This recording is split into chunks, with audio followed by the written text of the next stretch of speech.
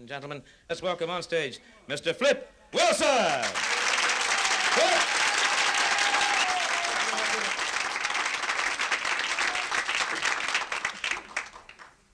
When I was thinking about what I'd do, I asked myself, should I do any racial material this set? And a voice in the back of my mind said, lighten up, damn. Then another voice said, one more time.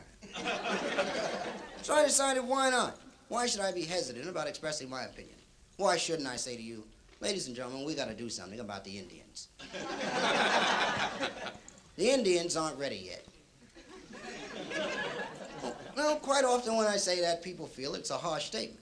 But how harsh it is depends on how we look at it. Let's ask ourselves a question like, do you want to build a $50,000 home and have some guy put a wigwam next door? I'm not against Indians. I don't want anyone to leave here feeling that I'm against Indians. There have been Indians that I've admired, guys I've looked up to, fellows who, in my opinion, didn't let the fact that they were an Indian hold them back. They were aggressive, they went out, exerted that aggressiveness, and made a name for themselves. Guys like Tonto, Little Beaver, those guys. I tried to help an Indian once. He didn't appreciate it. He made a smart remark about colored people, and I got mad. I got mad because I like colored people. In fact, the colored lady raised me. Some of my best friends are colored people. Let me tell you the way the entire situation came up. It was last year. Beautiful day last year. I'm standing around. I didn't have anything to do. And I say to myself, you ain't got nothing to do. I'm walking down the street. There's a restaurant. I enter. I see an Indian sitting there in the booth. I said, damn, there's an Indian. I'm surprised because this looked like the guy off the nickel. That's who I thought it was. I said, there's the guy off the nickel. And I wanted to get to meet him and be his friend. Go places with him. Let my friends see me with him. Then they'll say, that's Flip Wilson. He hangs out with an Indian, the guy on the nickel. I'm going to pick up the check. Maybe we'll have a drink and go to a movie. Maybe we'll go see How the West Was Won. Indian should like that. So I approach him there at the table. I say, good afternoon, sir. You're an Indian, aren't you? He says, yeah, that's right. How'd you guess? I said, those feathers, baby. He said, you're either an Indian or a chicken. He said his name was Henry. I know the guy's lying because Indians don't have names like Henry. Who the hell ever heard of Henry Indian? But I'm going to overlook this because I want to help him. So I pull him aside and say, Henry, come here. I say, Henry, look.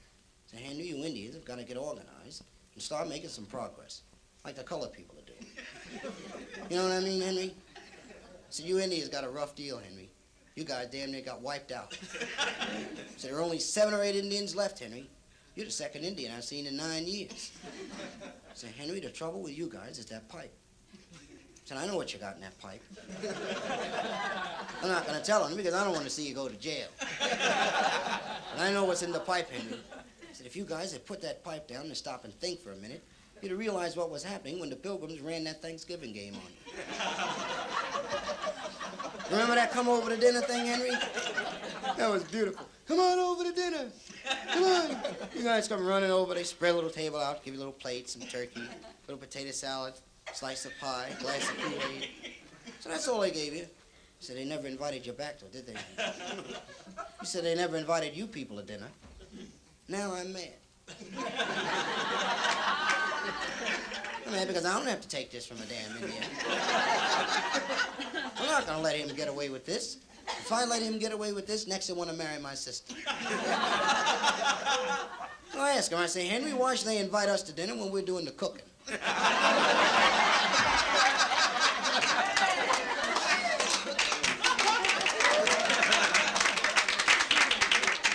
told him, I said, the biggest thing that happened to you Indians was when they put you on the nickel. They put a buffalo on the other side, Henry. I said, if you guys belong to the NAACP, we'd have you on the quarter. Maybe we'll change the name, Henry. Maybe we'll call it the National Association for the Advancement of Colored People Immediately and the Indians on a Gradual Basis. So we're making progress, Henry. We got guys like Ralph Bunch, international mediator. That's all Ralph does. He goes all over the world looking for arguments. So they pay Ralph for that. Jimmy Brown was playing football and Jimmy got that ball. Willie Mays hits those home runs.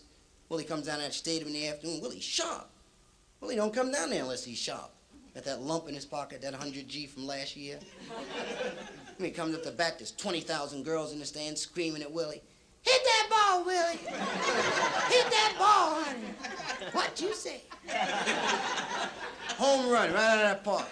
Said an Indian never hit a home run. Isn't that right? And he said, yeah, you're right, but I never heard of anyone playing cowboys and color people.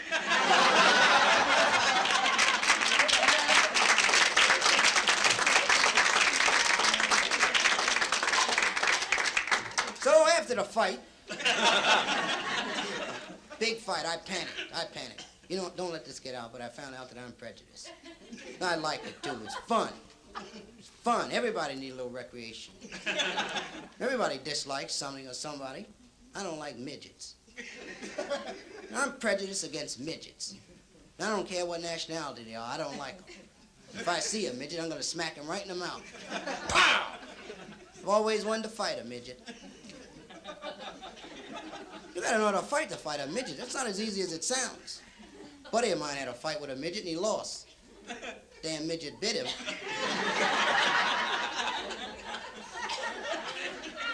You know midgets aren't any higher than that.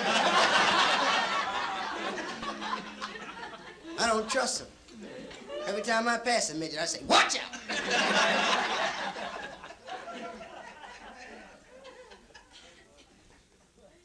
I wore this suit because I wanted you to see this suit. It's my favorite suit. Well, it's one of my favorite suits. I call this my riot suit. I like this suit. I got this suit in Cleveland. Right out of the window. Right out of the window. I got it, too. Now, I want to say that I wasn't in the riot officially. I wasn't in the riot officially. It was a matter that, and on every occasion that I'd appeared in Cleveland, the citizens of Cleveland had come to see me, so when they were rioting, I went to pay my respects. You know, I'm walking down the street there. I'd never seen a riot. I'm walking down the street looking at the riot, you know. Then I saw all the trucks out there from the local, television taking pictures for network. And I thought, passed through my mind, you're an entertainer. You don't have to have as much national exposure as you can get. So I wanted to look nice, and the window was open. I don't know who threw the brick. The window was open. So I put the suit on. I wanted to look nice in front of the cameras.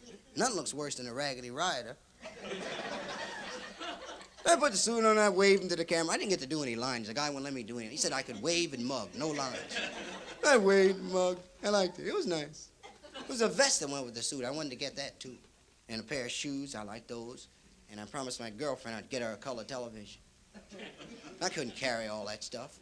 I had to leave some of it so I could help my uncle carry the couch. We got that home, it was the wrong color. We had it to go back, and the National Guard had gotten there by then. That's a rough thing, running through the National Guard with a couch on your back. I used to think that I wanted to be a singer. You know that? I used to think I wanted to be a singer when I noticed the singers got all the girls. Girls like those singers. They come out with their shiny suits, and they lean over the front of the stage and sing to the girls. You ever watch those guys? A lot of times those guys spit when they sing. You ever notice that? A lot of times they spit on the girls when they sing. And girls like that, too. Girls like for those guys to spit on them. That's what makes girls swoon, that spit. It's been that way all through history, even back during the time of the first great singer. First great singer musician that was, it was Little David. Remember Little David? Had the fight with Goliath? I bet Goliath remembers David. Yeah, that's why the fight came about. Because Goliath was jealous about the popularity that David had with the girls. See, David was a singer. Played harp, he'd sing, and wherever David be appearing, all the girls would come in the club and they'd crowd around the front of the stage and scream at David. They'd scream things like, play on the harp, little David. Play on that harp, honey. What you say? Go on, little David. Yeah, David was something like the Ray Charles of that time. David had 3 hit albums out. 3 hit albums, big hits. His first hit was an album called David Jams, Part 1. Second hit was David Jams, Part 2. His third and biggest hit was an album called Jam David. People had to really like you in David's time to buy your records because there weren't any record players then. They'd take the albums home and sit there and read the covers and say, damn, I sure wish somebody invented a record player. In fact, David's group was so popular they did a world tour. World tour. In those days, the entire known world was about the size of Vermont. Most of the fellas stood around on the corners and said, "Small world, ain't it?" When they returned from the world tour, David's group got a job working on the boat rides on Saturday. Noah had a boat. Noah would give boat rides. The boat would be crowded. Secret of the crowds would be Noah's advertising. Noah believed in strong advertising. The week before the ride, he'd put placards up all over town. And the placards would say, "Boat ride Saturday. It's gonna rain." People see that it's gonna rain and buy those tickets and get on that boat. And business was booming on the boat, too. Noah's making money. David's group's working. Then Noah went off his cookie. Started bringing animals on the boat. And the word got around town. Pretty soon all the fellas start saying, "I'm not going on that boat. He's bringing animals on the boat. I'm not going to pay $3 and go on there with an animal. I was on there with a pig last week." So they all started hanging out in a little jazz club, a place called Lazarus Bar. Lazarus Bar was right across from the arena. And in those days, on Sunday, everyone went to the arena so they could watch the Christians and the Lions. Those Lions were undefeated. You couldn't get a bet on a Christian in the arena. Christians had a great coach, but the team was shaky. One Sunday, everyone leaves the arena. They go over to Lazarus' place. David's group's on the bandstand. He's playing his big hit, Rock of Ages. That was a big hit for David. David made a lot of money from that record. His girlfriend, Bathsheba, standing near the stage screaming, "Play on the harp, little David. Play on that harp, honey. What you say? Go on, little David." Goliath came in with his gang. Goliath had a gang called the Philistines. They had leather jackets with their names on the back, football helmets. They drink a lot of beer. They had motorcycle helmets. That's right, motorcycle helmets. No motorcycle, just the helmets. And Goliath started heckling David. And he comes up, he starts yelling, "Sing happy birthday, little David. Sing happy birthday." David said, "Knock it off, Goliath. Man, I'm trying to do a show. These people paid their money. They want to see a show. Now knock that off. I'll go get the police." And Goliath said, "You gonna get mad because I asked you to sing a little old jive happy birthday for me and the Philistines? If I'd have slipped you $5, you'd have sung it." David said, "I'm going to get the police." When David turned his back to go toward the door, Goliath grabbed a club. He's running up behind David. He's going to hit him with that club. What does a giant need with a club? Can you imagine what it's like to have a giant chase you with a club? Doesn't take a giant long to catch up with you. He's running up behind him. Hit him with the club. Try to tear his head off. Bathsheba saw this, and she screamed to warn David. She yelled, "Watch out, David. You better watch out, David. I'm telling you now. He running up behind you, and he got a club. Gonna hit you. Try to tear your head off." David whirled around with the slingshot. Zap! Gave Goliath a zap with a rock right between the eyes. And Goliath fell and died. And all the people started laughing because David leaned over and said, "Happy birthday to you. Happy birthday." I've been looking at the people down front. You know that? Generally, the audience never considers that when you come to see the entertainer, that the entertainer's looking at you also. I've been looking at you people. And what makes me give it so much thought is I notice the audiences are getting better looking. You know what? You people really look nice. Generally, I find that the ugly people sit down front. I don't know why it's that way, but it seems as soon as the doors open, the ugly people come in and they give the maitre d' a lot of money and they rush down front. And that has a lot to do with how the show goes, because it's very difficult to be funny with a bunch of damn ugly people sitting there staring at you.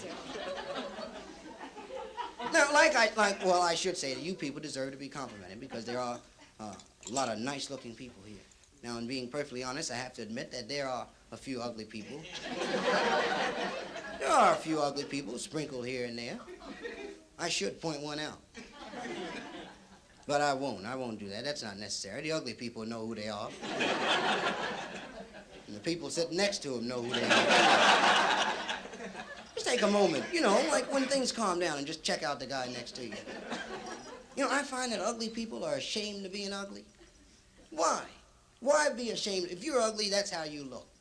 And you're going to be ugly a long time. Personally, I like ugly girls. I prefer ugly girls. You marry an ugly girl, you know what you got. You know, you marry a nice-looking girl, she starts getting ugly, then you start holding back on going home. Got a bad-looking chick home, you get smashed. You go home and she start looking good. Just to show you, the other evening I tried an experiment. Maybe we could try it now. I tried an experiment where I took a moment to see if there was one ugly person willing to stand up into the light and say, I admit publicly that I know from the bottom of my heart that I am ugly. Nobody stood up. Nobody stood up. I tried to get my manager's old lady to stand up. She wouldn't stand up. And he got mad. Gotta check the time. I don't want to stay on too long. That's dangerous, you know, staying on too long. A lot of comics don't realize that. I was on a show a few weeks ago with a rock and roll group, and before the show, I've been given 15 minutes. So I go on, and I had a thing going with the audience. A beautiful thing. So, like I said, I got wrapped up, and I stayed on about 55 minutes. I was out there about 50. Then the audience got very quiet, very quiet. You could have heard a pin drop in the room. Very quiet. And I say to myself, what's wrong? And a voice in the back of my mind said, you've been on too long. And I didn't want the audience to realize that I had suddenly become aware that I'd been on too long and that I might panic. So to keep my front up, I stayed out there about another 30 minutes. The audience was very cool. They sat there. They didn't laugh or applaud. They sat there, and then when I finished, they got up, paid their checks, and went out. When I went to the parking lot to get in my car, the audience, 400 people, were hiding in the parking lot. Crouched down behind the cars. And they attacked me. But I got a complete description of one, and I gave it to the police, and they caught the guy. That's why I got a new manager.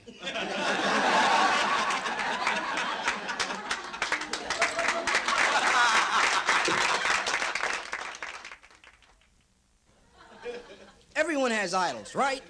People who inspired them and drove them on to greater horizons. As a kid, my idol, and he's still my idol. Of all the great American heroes, my idol is Christopher Columbus. What a great thing that was, discovering America. I wouldn't have found it. I don't know where you people would have been. I wouldn't have found it.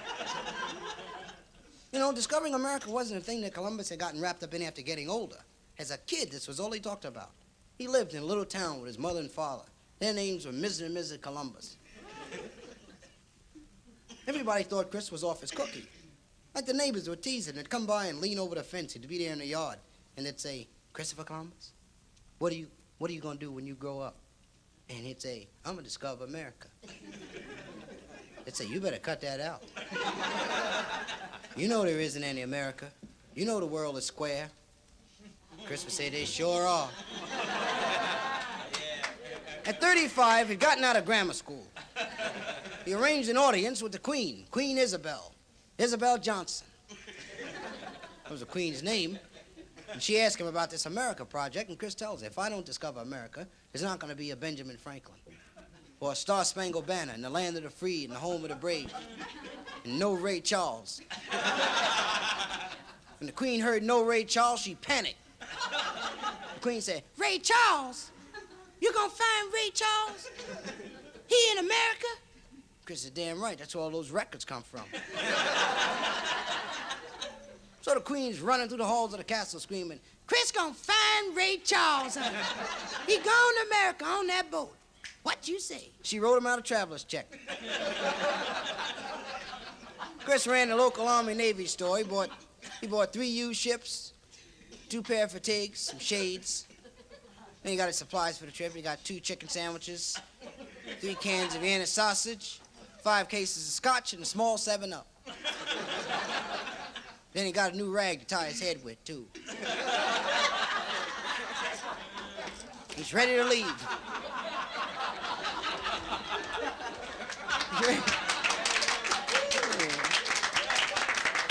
He's ready to leave. All the photographers and reporters are at the pier to see him off. All the girls are there. They're all screaming, goodbye, Columbus. He gone on that boat. He gone to America. Isabel was there, and she'd had a few. Isabel saying, Chris gonna find Ray Charles. Chris said, be cool, Isabel, be cool. Then he turned to the first mate. He says, weigh anchor. About 10 minutes later, the guy said, 7,482 pounds. Chris said, put the anchor in the boat. Don't weigh it. Just put, y'all don't even know how to weigh the anchor. When he gotten out of the harbor, the first mate asked, Chris, which way is America? Chris said, I don't know. We're going to have to sail around and we bump into it. So we better go this way. If we go that way, we'll sail off the edge like them other guys.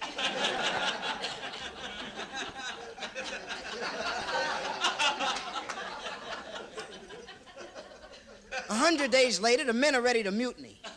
Chris has been goofing. He's been going through a bit like, back up, make a right, watch out for the edge. First mate said, come here, Chris. I said, come here. He said, Chris, the men are ready to mutiny. The cabin boy said that if you don't find America in 2 days, he's going to smack you in the mouth. Right then, a piece of wood floats by the ship. Chris said, there's a piece of wood. So we're not far from America. That's American wood. He said, I know American wood when I see it. First mate said, why don't you cut that out? It's a piece of the ship. They're breaking up on us. Right then, the guy in the mast yells, land ho! Chris said, what does that mean? Well, so that means he sees land. Chris said, well, pull over. Maybe that's America. You're going to pass right by it. You guys don't even know America when you see it. He said, that is America. He said, look at all those spacious skies. Those amber waves of grain. He said, dig that purple mountain's majesty. I bet there's fruit out there on the plain. It's a big holiday in America that day. Big holiday called Not Having Been Discovered Yet Day. All the Indians on the beach there celebrating. They got sandwiches, 6-packs, 3 or 4 bags of whatever it is they put in the pipe. Chris leans over the rail of the ship. He says, hey, yo! Yo! Where is this? Fine little Indian girl. Fine little Indian. Fine little West Indian girl. Standing there on the beach. She said, why? What's your name? What the hell you want? Come around here in them ships. She said, my name's Christopher Columbus. I'm out discovering. So I'm gonna discover America. I'm gonna discover y'all. Little Indian girl said, we don't want to be discovered. You can't discover nobody if they don't want to be discovered. You better discover your ass away from here.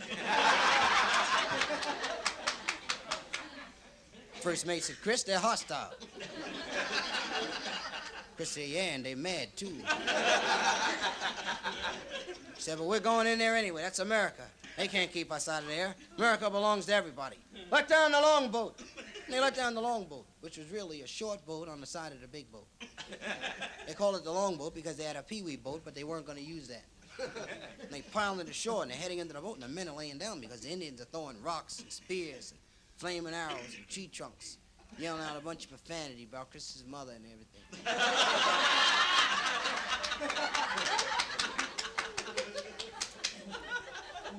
First mate said, Chris, we better not go in there. Those Indians are crazy. Chris said, turn the boat around. We'll leave. We'll make a map and give it to the Pilgrims. Pilgrims will fix their ass.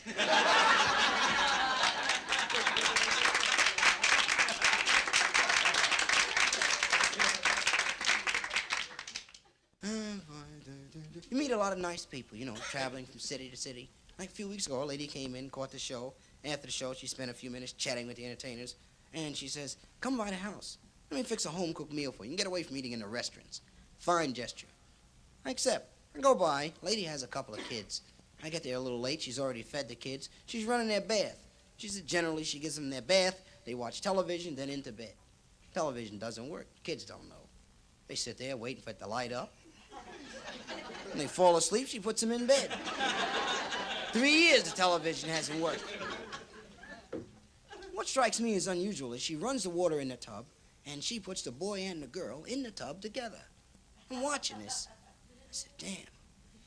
Boy and the girl in the tub together. I'm surprised. I was 25 before I got in on a set like this.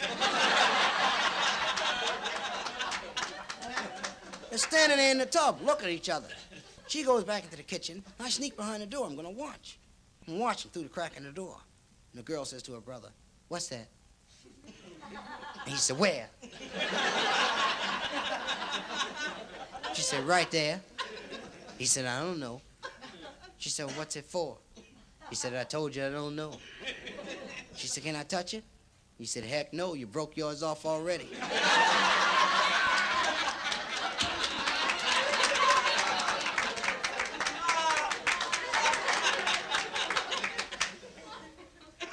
Yeah, I think it's a nice thing having fans. You know that? My uncle told me about the value of what it is to have fans. My uncle was an entertainer. He was a comic, too. My uncle was a part of a team. You know, he was around during the old days of the teams. You know, when the teams had the names like Off and On, and Up and Down, and Over and Under, and Stop and Go. My uncle belonged to a comedy team called Well Enough and Bad Enough. And they were doing all right. Then Bad Enough got married. My uncle started working alone. He was doing well enough. He told me about an incident that took place. He was in Chicago. He was in Chicago for a one-nighter.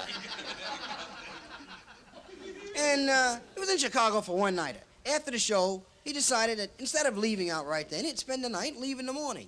That's a good time to leave if you're going to spend the night. No sense leaving before in the morning. So he said he checked into a hotel.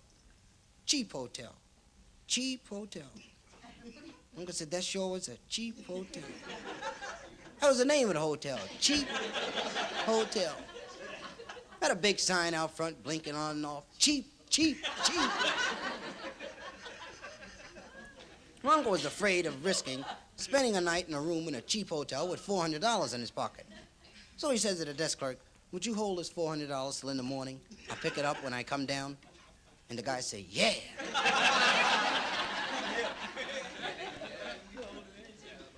He comes down in the morning and says to the guy, I'd like to get my $400 back. The fella said, you didn't give me any money. Uncle says, you're the same guy who was here last night when I checked in, right? The fella said, that's right. We only got one desk clerk. That's why this is such a cheap hotel. He said, but you didn't give me any money. My uncle tells him, look, you can't take my money like this and get away with it. And the guy says, you never know what you can do until you try. So my uncle tells him, he said, look, if you don't give me my money back, I'm going to hit you right in the mouth. And the guy said, violence is the tool of the ignorant. When he said that, my uncle leaped at him with the fury of 1,000 jungle beasts. You just saw that in the picture yesterday. Thought I'd throw that in. He leaped at him, the fella stepped aside, he fell. And the guy kicked him in the face. When the guy kicked him in the face, he saw a baseball bat in the corner. So he ran, grabbed the bat, and he raised the bat like he was going to hit the guy with it. And the fella threw a cup of hot coffee in his face. And he grabbed his face. You'd grab your face, somebody throws some hot coffee in. He grabbed his face, and the fella grabbed the bat. He said the guy beat him with the bat about an hour and a half. He said he didn't remember how long the guy beat him because when the fella raised the bat, he passed out. But he distinctly remembered that when he woke up, the fellow was standing over him making some more coffee. He ran out the door and found a policeman. He brought the officer back. They had the guy arrested. Now, ironically, when the thing came up in court, the judge had been at the show the night before and seen my uncle work. He was a fan of my uncle's. The judge walks in, he said, well enough. How you doing? They shook hands, you know. And the judge said, what's the trouble? He said, look, while I'm taking care of the case, you signed a couple autograph pictures for my wife and my kid. They loved you. They loved you. So now what's the problem here? And the judge listened to the entire case. And when it reached the time for the decision, the judge told the defendant, he said, look, I don't want you to think that the fact that I admire this great man here is going to influence my giving a just decision here. But it's the decision of the court that you return to this man the $400 that you took. And that you give him an extra $200 for damages. And that for the next 10 years, he'll get to stay in your hotel for free room and board, for nothing. In addition to which, the court sentences you to 90 days in jail. And the guy said, Your Honor, how come you're being so hard on me? And the judge said, because I'm trying to teach you to leave well enough alone.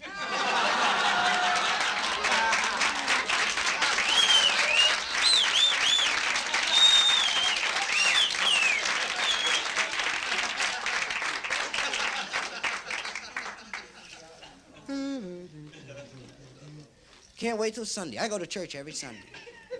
I have a very strong religious background. I go to church. I'm in different cities. I go to different churches. Last week I went to a beautiful little church uptown. It was nice little, and they charge $1 to get in. You know, very nice. You pay their $1, they give you a sandwich, something like that, and they have a little group there that plays. The group does a 40-minute set, then Rev comes on, does 20 minutes. And, like, Rev opened the service by passing the plate. Plate shot around the room, came back, nothing in it. Rev said, y'all, there's nothing in the plate. I said, I lost money coming down here. So I'm going to send the plate back out there again and give y'all a chance to clean this up. Plate shot around the room, came back, nothing again. Rev said, now, brothers and sisters, we can't make it like this. So now I'm sure that everybody here wants this church to progress. That if this church is going to progress, first, it's got to crawl. This church has got to crawl. And the congregation yelled, let it crawl, Rev. Let it crawl. Rev said, and after this church has crawled, it's got to stand up and walk. And the members yelled, make it walk, Rev, make it walk. Rev said, and after this church has walked, it's got to run. This church has got to run. And the members yelled, make it run, Rev, make it run. Rev said, for this church to run, it's going to take money. And the members yelled, let it crawl, Rev, let it crawl.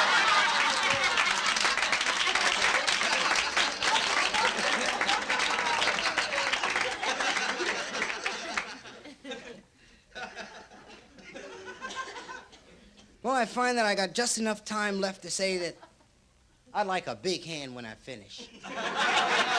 When I finish. I'd like a big hand. Generally, entertainers would be reluctant to say to the audience that they'd like a big hand. All of them want a big hand. Damn right, I want a big hand. Sammy Davis and Frank Sinatra want a big hand and $10,000 a night, too.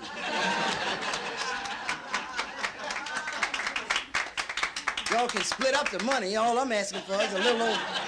All I want is a little old jive big hand. If I came on your job and I could do you a favor, I'd do it. If you was a cab driver, I wouldn't rob you. If I was a cloud, I wouldn't rain on your parade. What the hell? I want to make it very clear, I'm not begging for applause. I'm not begging for... That wouldn't be right. I never infringe upon your right to decide for yourself whether you like me or not. If you didn't intend to applaud, don't applaud. Keep your damn hands to yourself. What I'm saying is that if you did intend applauding, I'd like a big hand.